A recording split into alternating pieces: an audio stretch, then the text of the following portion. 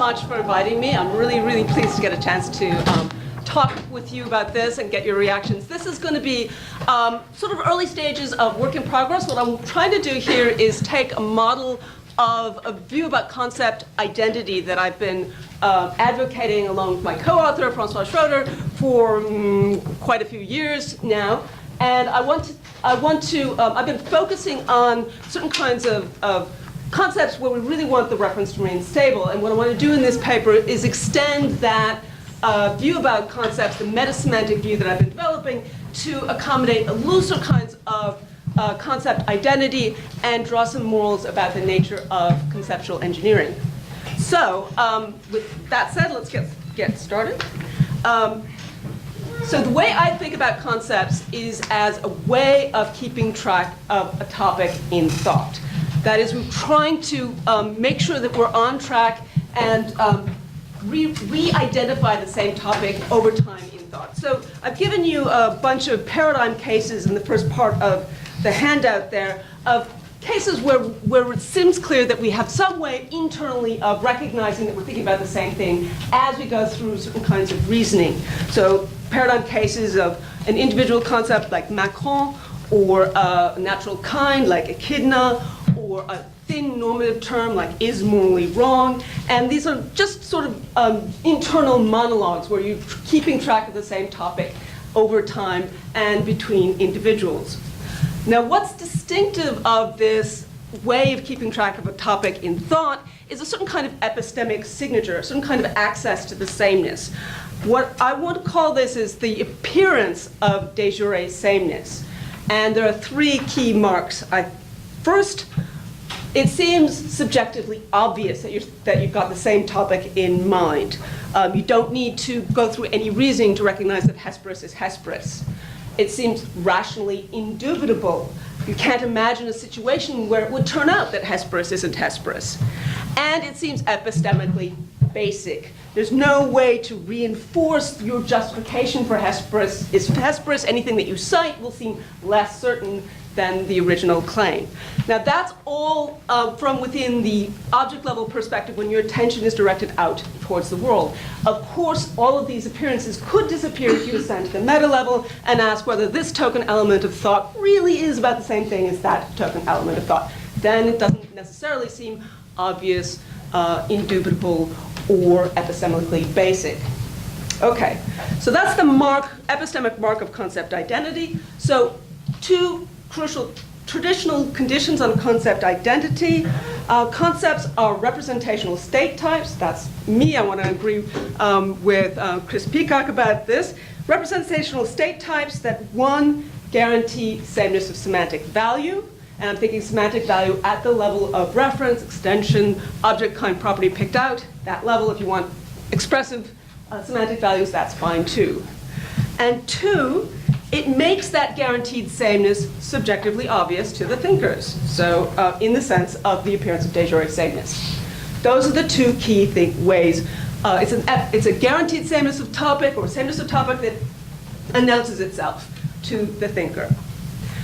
A couple of further constraints on concept identity. First, normally concepts remain stable over time and between thinkers, especially when you're engaging in rational inquiry and debate. And second, being competent with a concept puts you in a position to come to a justified verdict about what exactly it's about, given full information and ideal reflective capacities. Basically, this is like Dave's scrutability constraint. I'm not assuming here that that's going to necessarily get you to the truth. I think it is a constraint on a good semantic assignment, but I'm not going to be leaning on that here. Okay, so with this in mind, why are we interested in strict concept identity? Well, the point is that this is a really crucial notion to ground logical relations among thoughts. Same saying, contradiction, logical truth, validity. And it's really important if you want to vindicate rational inquiry into the nature of X, the topic that you're thinking about. What's the nature of that? As you change your mind over time, you want the answer that you give at the end to be answering the question that you started off at the beginning. And that's certainly the way it seems from the thinker's perspective. And we want to also be able to explain rational doubt and debate, disagreement that's still grounded by these direct logical relations. So again, rational inquiry and debate is a constraint on sort of the kind of stability of concepts that we want. And we want these, at least in the tradition, we want these to be logical relations. Okay, so that's sort of the job description, what I'm after, what I have been theorizing about. And I want to give you now a thumbnail sketch of my approach to explaining concept identity that fulfills this role. The easiest way to get a start on it is to contrast it with the more familiar traditional model, basically a Fregean model of concept identity. So what guarantees this sameness of semantic value, and what explains this subjective appearance of the guarantee? The traditional approach says, well, it's something like internal topic fixing criteria, plus or minus being in the same empirical context. And if you've got the same reference fixing criteria or the same set of constraints that would yield the same set of verdicts about all possible worlds considered as actual, then that explains the kind of guaranteed sameness and these logical relations among thought. My approach is a relational approach, so it doesn't start off with matching patterns of understanding. Instead, it starts off with a causal historical binding of token elements of thought within a representational tradition, and then takes metasemantic principles come in and give you a semantic interpretation of the representational tradition as a whole within its actual context. So that's a general sort of schematic account of a relational account of meaning, of sameness of concept. Now, why would you want to go with a relational account instead of sticking with that good old Fregean approach? Well, the problem for the Fregean approach, the main problem as I see it, is that it has trouble reconciling the variability in people's understanding that we tolerate in inquiry and debate with concept stability. So on a traditional approach, concepts are too fragile for this open-ended inquiry and debate.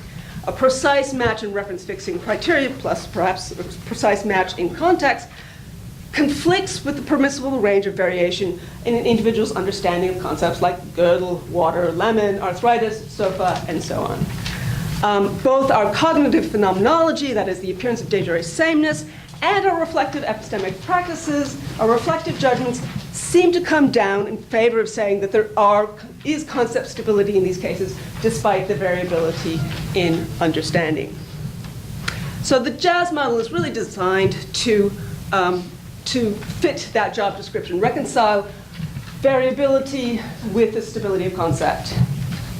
So it's a way of fleshing out a general relational model of concept identity. So there are three main parts to it. First, I start off with a way of identifying or individuating representational traditions.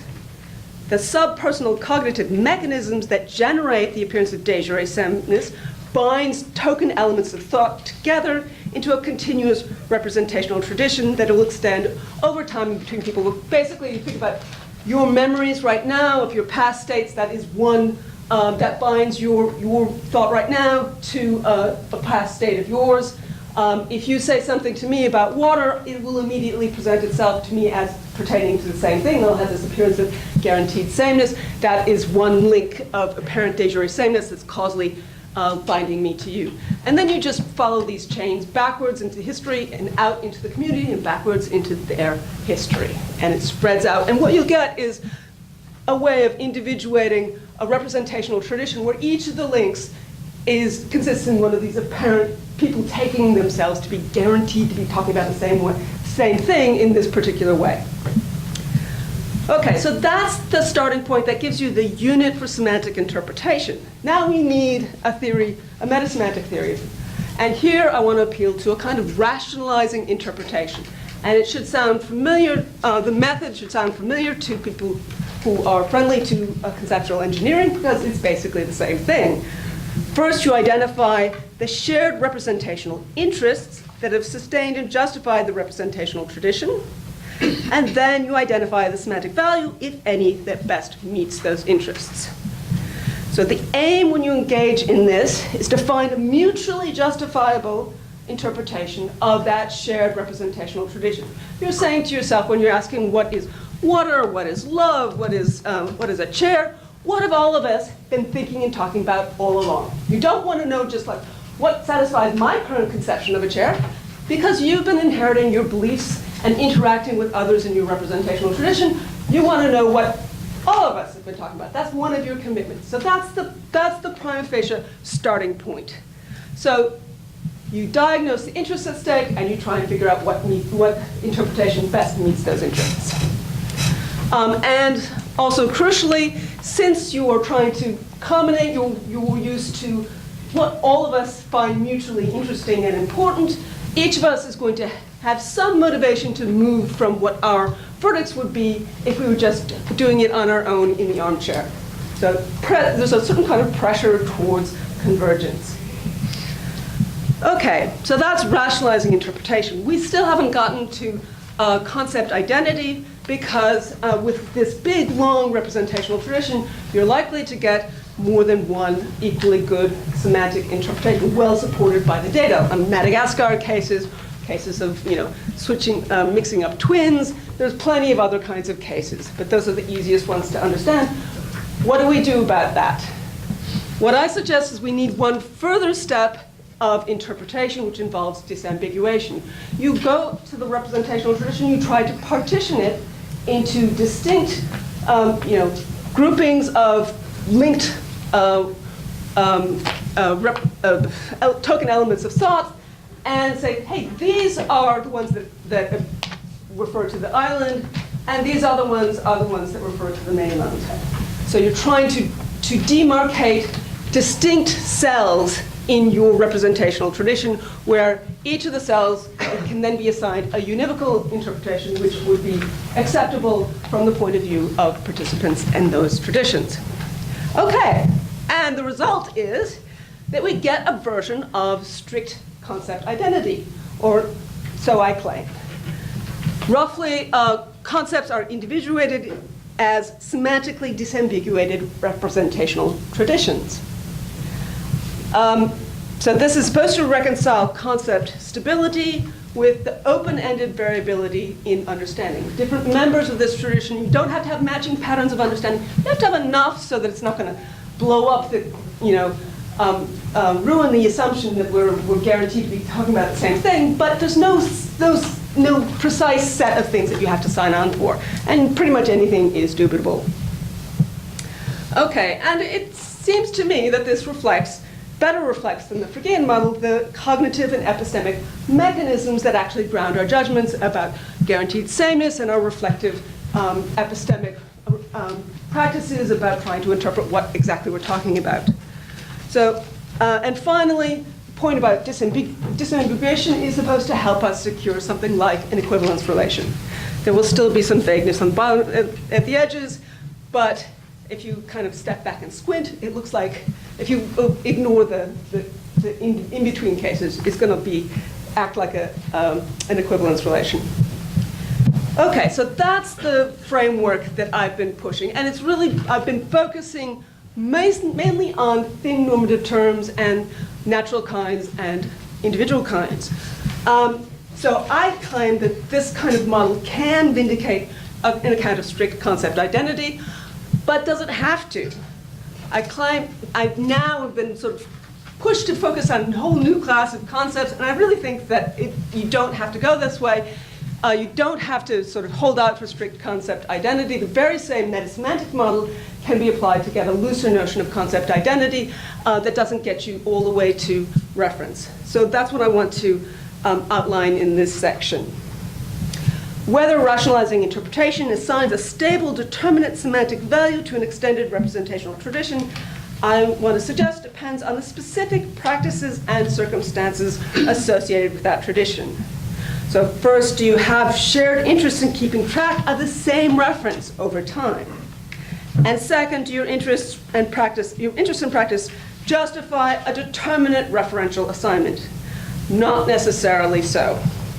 So in the paradigm cases of strict concepts with names and thin normative terms, you've got determinate reference within a context of use. So you've got pressures for minimal vagueness.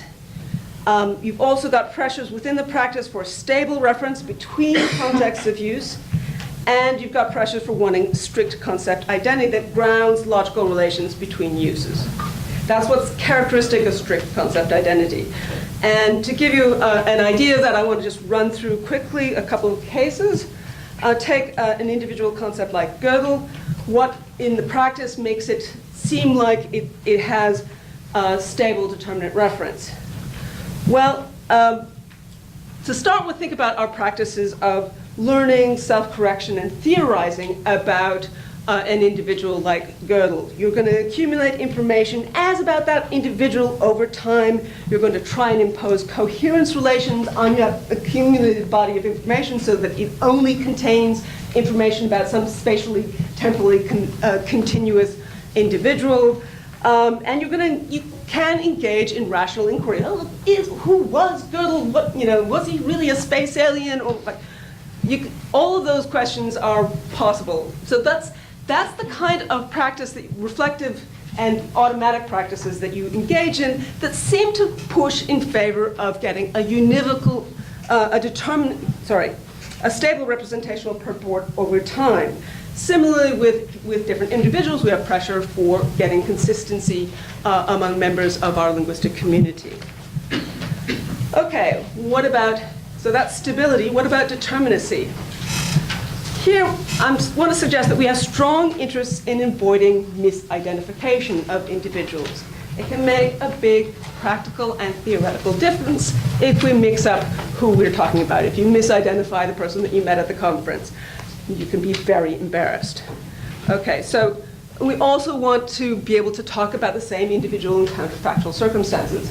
These are things that we do with it in our ordinary everyday practices, and that pushes us to want to get relatively determinate extension across different possible worlds and minimize vagueness.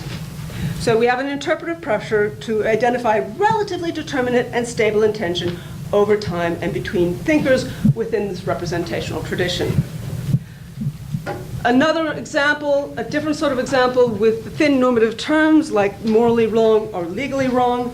Again, we have stable representational purport for pretty much the same sorts of reasons. We're going to accumulate, and we have learning, self-correction, and theorizing about the nature of the property picked out. You're accumulating information about cases, between contexts. You're trying to impose coherence relations among contexts in reflective equilibrium, and engage in theoretical reflection and debate about the instantiation conditions of moral wrongness.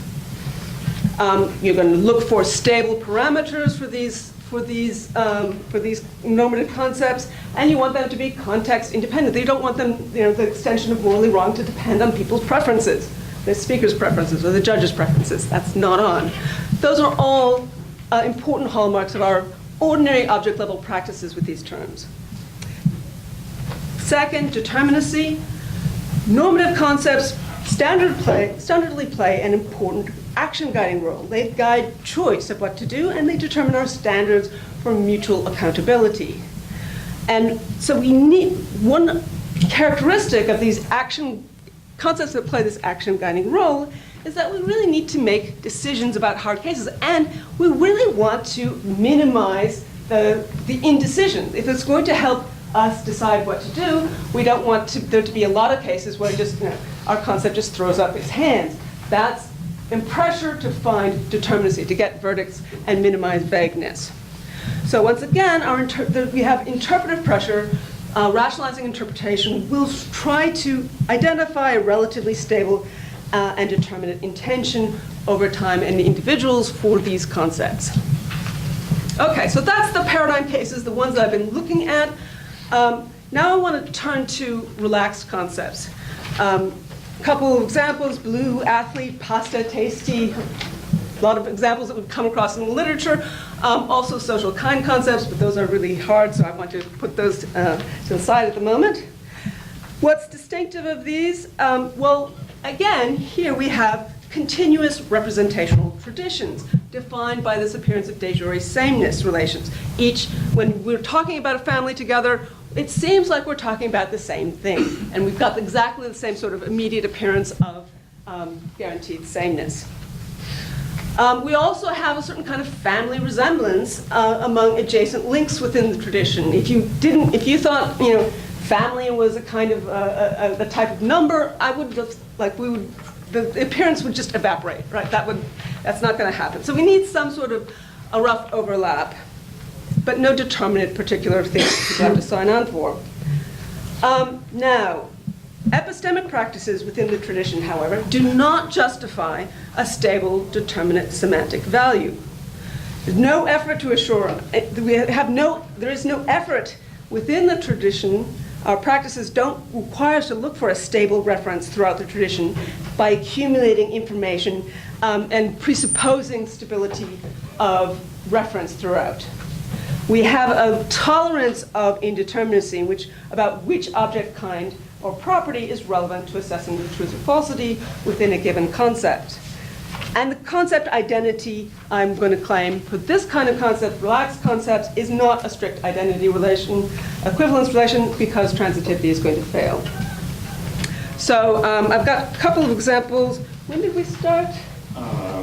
21 minutes ago, 9 minutes ago. 9 minutes ago. Okay, I'm going to skip the first one where I talk about Augustin Rayo's grab bag concepts and go right to the second one, which is leaning on, drawing on Marc Richard's forthcoming book, Languages, Species. He's got an example of pasta there, when he's thinking about concepts as roughly lineages of interpretive common ground within a community. So thinking about this as evolving like a species over time, where we have different genes that are coming out and variability in the base understanding. Okay, so on this case, linguistic communication with pasta imposes a partially overlapping set of mutual presuppositions among contiguous interlocutors, overlapping interpretive common ground. And that might be composed something like a schema for a food kind. In the case of pasta, it's ground expectations for ingredient, cooking methods, meals, cultural associations, personal associations, and so on. So this is not going to be fully shared. And everyone's going to have slightly different set of presuppositions, and it's going to underdetermine the reference. But the primary, so that's the starting point. So we've got a representational tradition with a set of practices that are roughly overlapping. Now I suggest that the primary representational interest of this shared tradition with pasta is to scaffold our culinary practices and coordinate our culinary expectations. And small variations in thinkers' schemas for pasta are not going to preclude their ability to coordinate within a given context. Even if you think that, spaghetti, zucchini ribbons are pasta, still we can kind of coordinate if we have enough overlap in other respects. Now, should we care then about finding stable and determinate reference? I think not so much. So do we care about getting a relatively determinate intention in a context?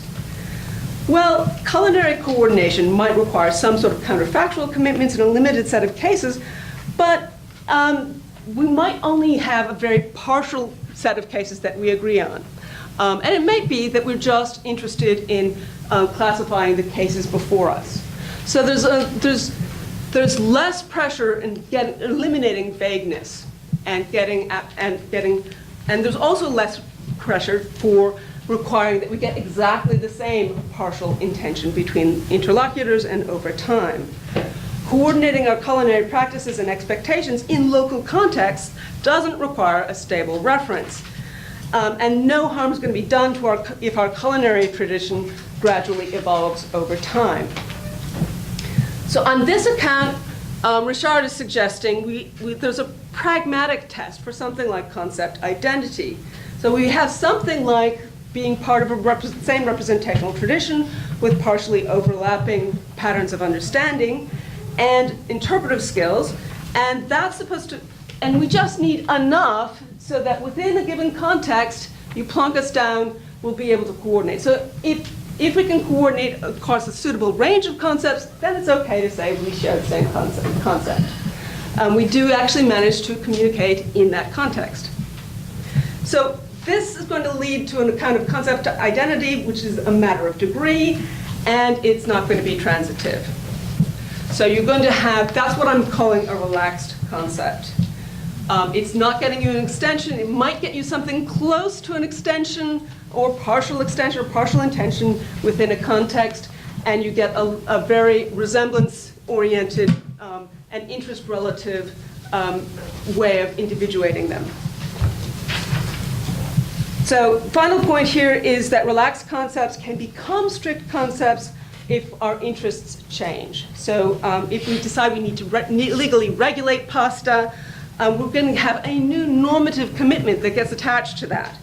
The normative commitments have this action guiding role, and they require us to look for determinate and stable intentions. So our legal system will require us to precisify this, either by getting a legally stipulated definition or finding out what our ultimate culinary interests in pasta really were all along. So the result is going to be a new legal term of art. You're going to get a kind of polysemy here, which gives rise to a new concept that has strict concept identity. And then that new concept can then go on and affect the ordinary common sense one. Okay, so finally, morals for conceptual engineering. Representational traditions can be either semantically stable or semantically unstable, but both rely on the same pragmatic engineering methods of rationalizing interpretation. That is, you identify the most important interests served by the tradition, and then you take the semantic value to be what best meets those interests. Strict and versus relaxed concept is going to depend on the first aspect of that interpretive program. Whether you have an interest in a stable determinate reference in your ordinary practice. So strict concept identity, in strict concept identity, these engineering methods are going to play the role of epistemology of reference. It's getting you closer to the truth about what you were thinking about all along. And it's also oriented towards looking at your past, being constrained by past usage. So that's what's characteristic of strict conceptual engineering when you're dealing with a concept with this determinate, stable representational purport. Second, relaxed concept identity. The interests at stake in the representational tradition don't presuppose a stable, relatively determinate semantic value. So what role are these conceptual engineering methods going to play? Well, there's two different roles that they can play. One is within a specific context of use. The engineering methods may epistemically justify a partial intention, or maybe just a classification of relevant cases for linked thought episodes within that context. Now if you're going to do it this way, you're going to be appealing to facts that are specific to that context that don't apply to other contexts in the representational tradition as a whole. So that's a kind of an epistemically oriented precisification within a context. Second, you can apply conceptual engineering to the representational tradition as a whole, the whole linked set where people are taking themselves piecemeal to be coordinating their thought contents. Here, the aim is to fine-tune and revise and scaffold individuals' overlapping patterns of understanding and shared practices, looking towards the future. So the point of the practice here is not to identify a stable reference, so there are no truth-seeking epistemic interests served by revising your inferential common ground or revising your substantive understanding. Unlike the first one, you're not trying to find out what the reference is. This is purely pragmatic. The interest in stake in a relaxed tradition will involve purely pragmatic interest shaped by about shaping a new shared cognitive tool, which might help you focus on particular context-dependent reference, help shape your stereotypes, maybe further moral and political ends, and so on. Identifying which interests to further in this case, need not be constrained by your prior representational practices and normative refinements. You're not necessarily looking backwards and taking yourself to be constrained by that. You might, for instance, be citing enticing reasons rather than ones that are epistemically reasons that are commanded by what you did in the past with the best normative refinement of that. You might be appealing to ideals that were not part of your shared tradition, new ideals that you came across. So you might be reacting to changed empirical circumstances. All of that is forward-looking and not looking at what, not constrained by your prior practice. Okay, so conceptual engineering can be purely epistemic, looking at trying to figure out what you've been talking about all along, or it can play this purely pragmatic role in shaping a new coordinating tool. So what are the general morals for this approach? Basically, it's that there's no one-size-fits-all model for concept identity and conceptual engineering. I want to recommend the JAS model to you as a general meta-semantic framework that can explain both the commonalities and the differences between strict and relaxed concept identity. And in this framework, the methods of conceptual engineering are thought of just minimally as identifying a representational interest and the best ways of satisfying those interests. Conceptual engineering then can be thought of as either epistemic or purely pragmatic. For strict concepts, it's going to be an epistemology of reference that's grounded in interpreting your past tradition.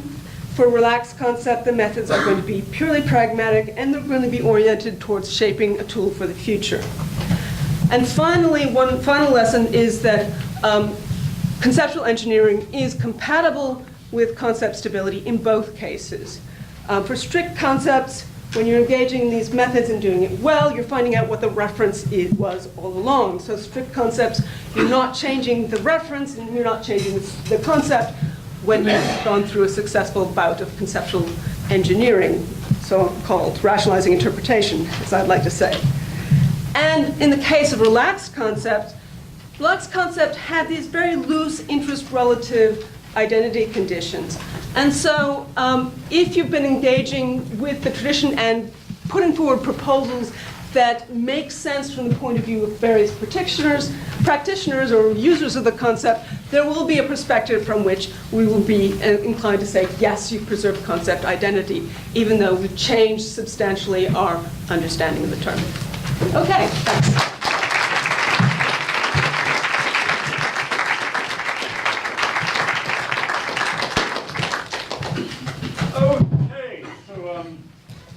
We're going to use the number system, but with a little twist.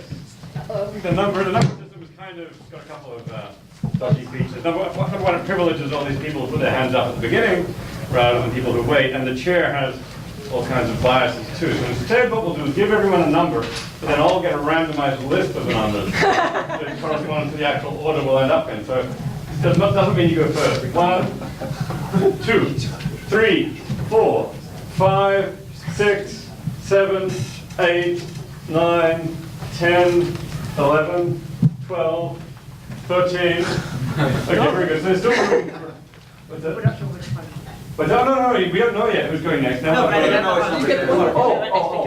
You can go 3 and I'll... You don't know 3 and 4? Okay. Here we go. Okay, and... 14. Okay, very good. Okay, the first person is... 13. Is there a 13? Yes, okay, very good. Maybe I misunderstood. Okay, so you say that representational traditions can be either semantically stable or semantically unstable. Well, I'm wondering about, and maybe your account can for this case, but the concept of champagne, for example. So in a culinary context, if I ask someone to bring a bottle of champagne and they bring a bottle of Prosecco, Yeah. I don't care. It would be I would care, but... But there, the kind of, let's say, tradition is one in which country of origin is irrelevant. Yet, in an economic or legal context, it's quite different. It's actually very significant. And you can't call a bottle of Prosecco champagne in a certain other context. So we have two very different traditions for one and the same concept.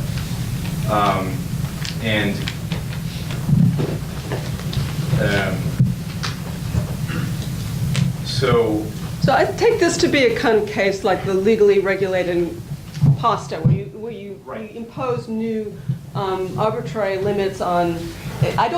Maybe in America, but I mean, Champagne is actually a local locality. But anyway, within the local context, there's a folk notion of champagne, say, and for sparkling wine, and then we imagine that we want to regulate that, and the French state comes in and says, okay, it's only the origin that's crucial here.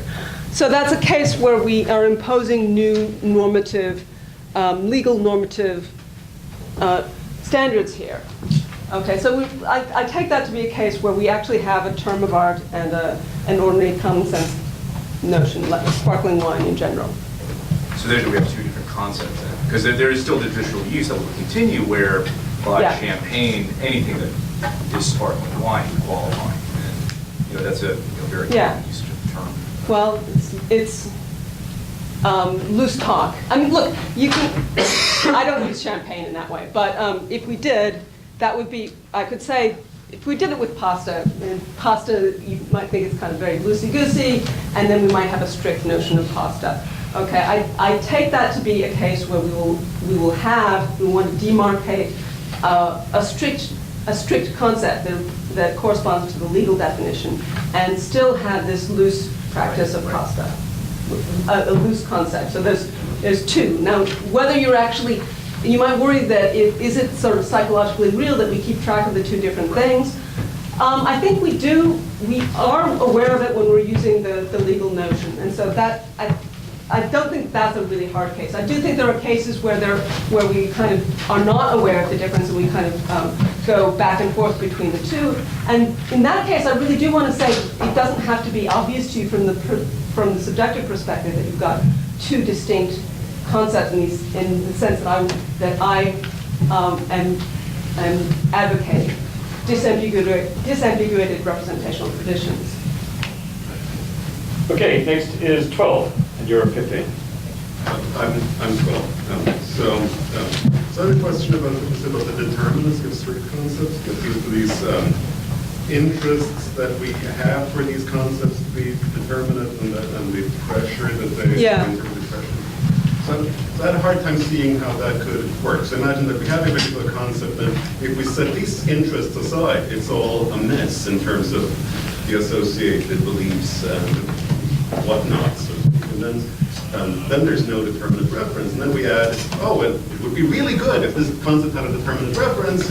Yeah. Then I have a hard time seeing how that could in any way help secure determinacy of reference, other than sort of over time and causally, that if we have that kind of interest, then maybe over time we will sort of coordinate things. But I didn't, that was not how I understood that particular criteria. So can you sort of explain? So were you thinking of one of the examples in particular, or were you thinking of one of the examples in particular? No, I was thinking, I was thinking completely, in abstract, generally. Insofar as I was thinking about examples that will illustrate the question, I was thinking about some concept that might sort of, as of now, be really indeterminate, and then something happens so that we get a strong interest in determinacy. God threatens us to punish us if we don't sacrifice the shortest tall man or determine the shortest tall man, and then suddenly it's really important at all. Yeah. Okay, so does it happen immediately? Do we get an immediate shift in break off of concept when we get this new interest? Is that the worry? Yes. So when I brought up the example, it's to sort of illustrate my general concern about what role that interest in a determinate interpretation can have in actually securing determinate reference. So if you have an interest in determinacy, rationalizing interpretation we're trying to vindicate your representational practice, and if it's really important to you that there be a relatively determinate reference, so that you're not, when you're keeping track of individual persons or you're getting a normative action guiding concept, you want there not to be a lot of of borderline cases. If that's really important to our shared representational tradition with that practice, then rationalizing interpretation should seek to vindicate that. That's the sort of the first order of business for your interpretive agenda. Okay, 15. Oh, sorry. Yeah. Thank you. So I'm wondering about the notion of mutual justifiability here, Yeah. and sort of how broad it can be, or what considerations might be brought to bear in trying to justify these things. And in particular, it strikes me that the notions of a rationalizing interpretation and interpretation that is mutually justifiable might come apart. So it could be that the best rationalizing interpretation involves interpreting people as like doing really unjustifiable things with their concepts. So I don't know if that's any kind of problem. Yeah, so there are going to be cases like you might have racist concepts, or you might have concepts that like phlogiston concepts, or which concepts that are really not doing the job that you want them to do, and you want your theory, the theory of interpretation, to be able to vindicate that. And so I'm not going to be able to give you like a one-size-fits-all answer to this, but let's take the witch case. It's really important to us about witches that they have these kind of magical powers. That's what sort of animated our practice and made it sustained our interest in it. And unfortunately, there just ain't any of those. So we're trying to vindicate what's most important to it. Sometimes it's going to be, it's going to be something that's available to us in our everyday practice with it. Sometimes it's going to be something that's sort of out of our immediate epistemic purview. So it's a kind of a case-by-case basis. 2. Thank you. So I have a question about whether there are really any cases where it's strict concept identity. And it's not obvious to me that, in fact, what you just need is actually the second form that you described. I mean, natural kind terms, I suspect, would be the best candidate for strict concept identity. But then when you start thinking about how we use any natural kind terms, such as water, you just realize it's extremely context dependent. I don't know whether you know the work in psychology, psycholinguistics of Barbara Maud, but she does describe it in a beautiful manner. Lake Michigan is full of water. But of course, there's very little H2O in Lake Michigan. By contrast, well, there's quite a lot. Yeah, but tea is not water. Coffee is not water. But of course, there's more H2O in tea and coffee than there is in Lake Michigan. And so forth. It's extremely contextual in the way. And you kind of wonder, well, if that's true, it seems that of natural kind terms, the best model that you describe is the second one. You need to capture, in general, how to fix reference. And so I wonder what's the point of the first one. Well, I want to push back a bit on your notion about it being the fact that you've got all these loose uses and you've got these extended uses. I do think that there is at least one strand in our tradition that really is picking up on an explanatory kind, and there's maybe another strand in our tradition that's picking up on something more like a common sense phenomenal kind, or anyway. Something you must say. But I don't take natural kind terms to be the paradigm cases for these. I take individual concepts and thin normative terms to be the paradigm parade cases. Okay, 5. I'm 5. This maybe ties to this. I was wondering how you distinguish kind of relaxed concepts from like clusters of strict concepts. So you talked about like here a second ago, one strand of our tradition that ties to this. And I was thinking about some of your examples of normative concepts. Take the law case. One of the things I've thought in philosophy of law is there's actually a multiplicity of different notions that people express by the term law. So if you take like rule of law discussion in political philosophy, there's kind of normative ideals built into what rule of law would be. And that looks different than some of the people who are interested in sociology and anthropology. It also is potentially tied to, but different than what people are interested in and arguing in the courtroom.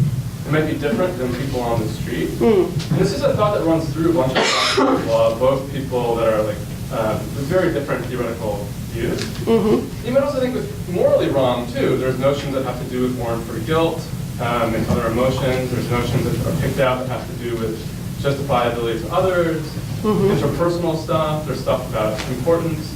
And it's not clear to me that these are all grouped together as like the same topic and categories of thought, but there might be, in an individual context, reasons to really want a lot of stability and precision. But then it seems to me it's more like the second model, like certain contexts triggering that. And so I'm wondering in a different sort of way, and part two is like, yeah, is there really a sharp cut here, given these sorts of examples? Yeah, no, that's a good question. I'm inclined to think, I'm inclined to want to push back and think, look, we really do want to get all on board for these kinds of action guiding concepts because we want to be able to sort of come to an immediate verdict, like, can you do it or can you not? And for the legal case, that's the sort of the basic motivation for these sorts of normative, wanting unity and for these sorts of normative concepts. Is that not sort of? Well, I say it's one context. I mean, there's another context. We're trying to distinguish different kinds of normative systems that humans use to organize their lives that have some similarity and others not. We're not asking it. Okay, yeah. So there's a sociological notion of law. Yeah. Yeah, and sometimes when we're talking about whether it's legal or not, it might be tied to that notion. Then there's the notion of rule of law, which is thicker than just is it valid within the current legal system. So I guess I just think these are different notions, and that pushes me towards the second model you have. Yeah, no, I don't think it actually pushes you towards the second model because I think, if anything, it pushes you towards disambiguating on the first model. So you have two stable disambiguated concepts, the sociological concept of law and the normative concept of law. Yeah, that's right. Okay, sorry. Number one. What does mean? I think this is help me understand type of question. So these things that you're talking about, the concepts, they're not words. So I didn't hear much about words. The tokens in here are these mental state tokens, and there's a continuity in the mental state. That's the kind of continuity you're talking about. So let me just try to say a little bit, and then you. And then these mental states have semantic values, because when you talk about semantic values, they're attributed to the mental states, not to the lexical items. So the kind of first question is, where do the words get into all this? Can you tell me a little bit more about words? And then one of the issues that I'm thinking about, and a few people have been thinking about, is these choice points where you're thinking, is it worth keeping the lexical item or not? What are the considerations that speak in favor of using woman in this new way, or just introducing a totally new term, and so on? And does this model tell you anything about those lexical issues, or is it just silent on all of that? So kind of a little cluster. Yeah, I'm not sure about the second question. I haven't really thought through it. It's early days for me. So on the where words come in coordinating between individuals. So we to get the appearance of de jure sameness with you, I'm not just looking at your actions. I want to. It's triggered by a word that's associated with, say, my mental file folder and the information that I currently have in that, that mental file that I've got right now is coordinated with the past thoughts, past instances of that file. But do the words have? What's the connection between the words and the concepts? Is it it's not semantic value? It's what do you call that relation? The words are simply coordinating the two mental files, and the files are the ones that have the semantic content. 6. Super quick follow, because I really want to just. So the obviousness part is that between the lexical items when you talk through between people. I'm seeing through your words. When you use the word water, I'm immediately taking your thought to be about the same thing as the thought that the content that I would express with that. 6. I think I'm 6.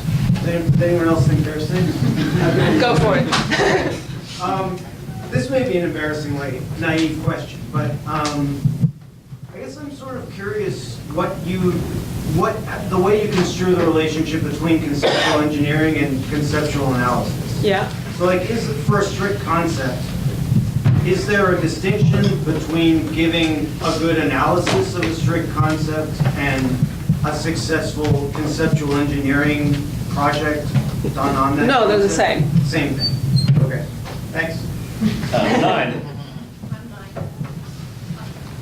Because of your discussion of rationalizing interpretation, I'm wondering if you imply that the conceptual identity, pre and post-engineer, has some kind of continuity or similarity. Because in reality, you could come up with almost the exact opposite meaning after engineer. For example, the North Korea president, Kim Jong-un, he's a dear leader under that regime, but if one is educated with this democratic ideas, he's a dictator.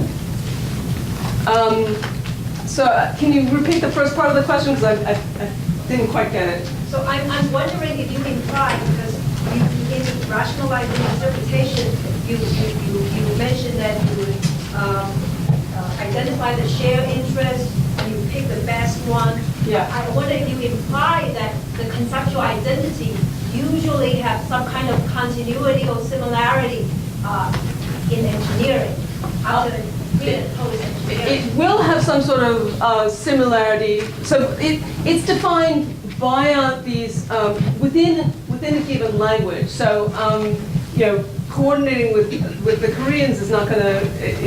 It already gets us a different sort of. They don't actually count their notion of dear leader. I guess is that what I'm. Dear leader. Dear leader. Yes. Dear leader to the he's dear leader to Yeah. the people, but he's also a dictator to his people as well. So is it the dear leader bit or the dictator thing?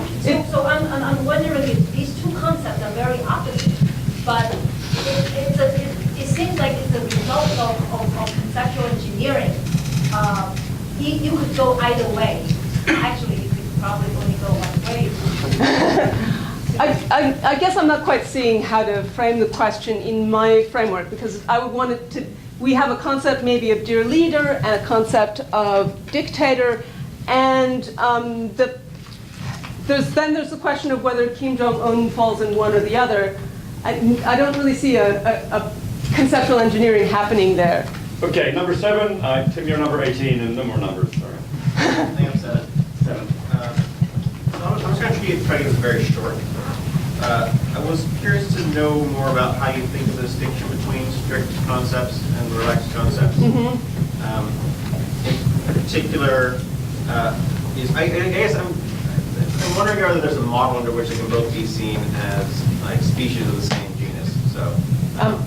So Yeah, that's what I'm hoping. yeah, okay, good. Yeah, so then I guess like I was thinking about so like in between cases, could there be cases where, or maybe I'll ask it a different way. Could you understand relaxed concepts as having like a strict concept core and then having some like extra features that make them relaxed concepts? What I'm thinking about what the core is this meta-semantic theory, where you've got where you have the approach of first demarcating a representational tradition and then trying to come to an interpretation of it. In some cases, the practice associated with that representational tradition will push us towards getting a stable univocal interpretation. Those are the strict concepts. And in other cases, there won't be the same sort of pressure to come up with a stable reference, and those will be the relaxed concept. And there could be like a range of cases in between. And it wouldn't really matter for this model if like everything was more or less mushy in between. But I kind of want there to be some strict concepts out there, because I do like this idea of strict logical relations. Okay, we have 10 more questions in about 6 or 7 minutes, which is not going to happen. Let's see if we can move fast. 13. We already did 13. We did? Okay, 16. I think that's me. So I'm worried that this sort of pluralistic or at least disjunctive view of what concepts are covers all manner of sins. So it seems like it's an important part of conceptual engineering to sort of diagnose a problem with a concept. And it seems like one version of a problem that a concept might have is just that it's a total mess, right? And I just wanted to hear a little bit from you about the process of disambiguation, right? And how far we can go in pushing these things. Because it seems like sometimes we have a word, it seems like it's covering many different properties, maybe we're multiply conflating these things, and we'd be better off just not having a concept that unifies, or even a word that unifies the properties in that way. Right. So I want to hear a little bit about how your view doesn't fall into like rationalizing too much. Right. Rationalizing. Yeah, so this is similar to the error theory kind of objection, and I do agree with you. I would want there to be us to be able to say, you are just ultimately confused. Drop that concept, or if you're like you're Dan Dennett and you always say, look, that concept of quality is just like you're just internally incoherent, and I guess that. Just commonsensically as philosophers, how do we come to that verdict? We go and look and say, hey, there are all of these competing sort of practices and interests at stake there, and we can't satisfy all of them. And maybe they are like diametrically imposed to each other. That we should, like, that's a terminally confused representational practice. Get rid of it. Hey. Okay. Whoa. Hi. I was just hoping maybe for a little clarification about why these normative concepts were strict. Because it seems to me like legally wrong, context independent, legally wrong just is super context dependent, right? Yeah. And your accounting of stable parameters seems to actually build in a context in there, right? So I'm not totally sure what context independence means for things that are definitely context dependent. And then also for these sort of stable over time, right? So it seems like I would say that for most of human history, we thought many things were morally permissible that I think are morally wrong, right? So it seems like our notion of moral wrongness just changed a lot, and if we think that what has come previously is indeed morally wrong, then we want them to change, right? So I guess I'm just not sure how either of these sort of are strict concepts on your view. Yeah, I guess I'm a fan of this full-blooded normativity, where what we're trying to, when we're thinking about the normative properties, we're thinking about the ones that really should be like appealing to us. So it's not determined by our actual patterns of understanding, but by a refinement of them that would be sort of acceptable after rational reflective equilibrium and full empirical information. So it's not like the horrible practices. Slavery was morally okay back in Roman times, and it's not morally okay now. There's at least one strong strand in the philosophical tradition that is trying to give us an account of that property, the one that is attractive to us, not the one that not conventional or popular morality. 14. 11. What do you know? That's me. So I thought your pluralism about concept identity could have been was pushing in a different direction. At least for a while, I was hearing it as if there's actually lots of different equivalence relations between concepts. There are strict. You can maybe try to draw some strict equivalence relations between concepts, or there are also some relaxed equivalence relations between concepts here, because you've got these representations in the head. And there's just lots of different ways of sorting them into equivalence relations and categories and so on. But if you go that way, it's not so much that you come out with, well, there are these, any given word or any given mental token of ours is either a strict concept or a relaxed concept. Rather, any given concept could fall under a strict equivalence category or any number of different relaxed equivalence categories. If you go that way, then you get a big kind of pluralism, I guess, about concept individuation. I guess I wonder why you didn't go that way, and if you did go that way, I think a lot of the stuff would play out in the applications quite differently. It would. That's basically a matching approach to concept identity, and I want this relational approach. I've said that the selling point is it gets you flexibility. It also gets you, like if you're following the representational traditions, it gets you much more determinacy. Like you put your chips on this representational tradition rather than like say, oh well, I could be like going along with those people. You could group me with these people or with those people. So I think that's a feature of the view. 18. So one point that's been made by a number of different people is that on one hand there's the project of identifying representational interests and figuring out which concept best does that. And then on the other hand there's also the question of deciding whether those are the representational interests we should have. And since it's representational interests that are doing a lot of the securing conceptual identity work for you, I wondered if you thought it was possible for conceptual engineering to take on projects of the latter sort. So the latter sort was, Changing the representational interests themselves. yeah, I think that I guess if I'm identifying engineering with the diagnosing of the interests and then fulfilling them, I think that wouldn't be, if that's what conceptual engineering is, then actually implementing new interests or implementing new practices that give rise to new interests wouldn't actually count as engineering in this sense. So but that's just a terminological matter, I think. But yes, that would be an important aspect of what we're doing when we're trying to affect our future use. Okay, I'll see if we can squeeze in the last ball super quick. Cool. Yeah, so I was thinking you said that, or on your review here, it's the division between strict concept identity and relaxed concept identity has methodological import.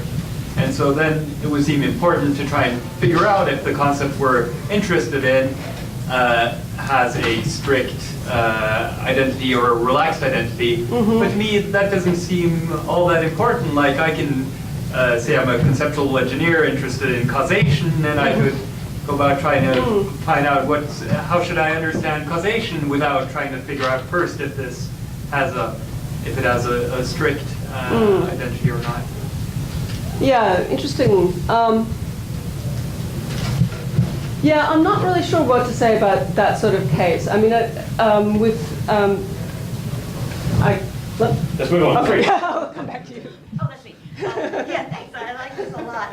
I wanted to ask you about, so you build this theory of concept identity out of a view about what's in the same representational tradition. And I wanted to ask you probably have more to say in your written work about how you individuate then representational traditions. Certainly if you think about words, it's a mess. I mean, the linguist John McWhorter has this nice story about how the word Mary morphed from the word for short to Mary in the sense of happy, to arm, to pretzel, so all the same representational tradition in some sense of historical continuity. Right. There's others that don't change so much, but still we want to say they've changed. Like moron was introduced as a purely technical term in order to not be pejorative, and now it's a pure insult term, right? So do you have something to say about how we individuate these representational traditions? Well, I take it that one of the features of the view is that the disambiguation comes in and gives us, we can afford to be very inclusive at the first stage, and then disambiguation will come in and chop things off in nice units. So it's going to be,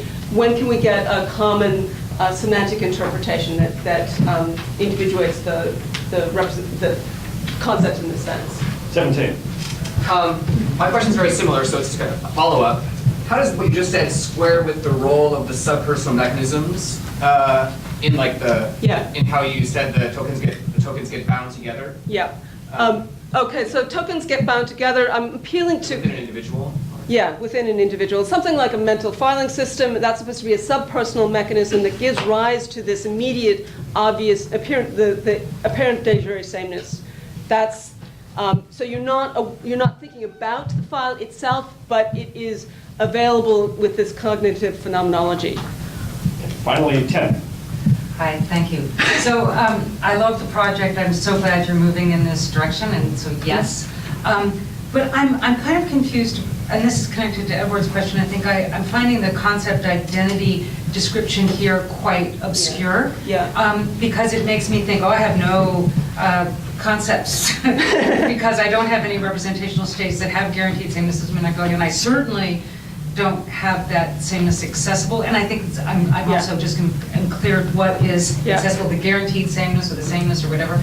But what I'm worried about more than whether I don't have any is how it's compatible with the jazz model and the way that the jazz model avoids the problems for the traditional approach. Because it would seem to me that one of the great things about the jazz model is that we don't necessarily trust our cognitive phenomenology, and we don't necessarily have access to the semantic values. And that's part of the virtues of the jazz model as opposed to the classical model. But it seems like you're building it in concept identity. Yeah, yes, I'm fudging a bit on the concept identity being part of the same representational tradition is going to get us this appearance of but that may not be accessible to me. it will be accessible in the direct one-on-one links, or when you have entertaining a memory.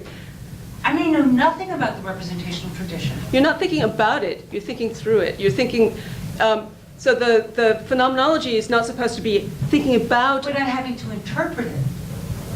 It It's just a seems that Hesperus is Hesperus. Right, no, but It seems that your memory is a jazz Hesperus. model has us in a rationalizing interpretation. Yeah. So I have to have a representation of the tradition in order to interpret it, don't I? That's from the theoretical perspective. But then in what sense is it accessible to me? You could be the interpreter. In principle. Yeah. Okay, thank you very much.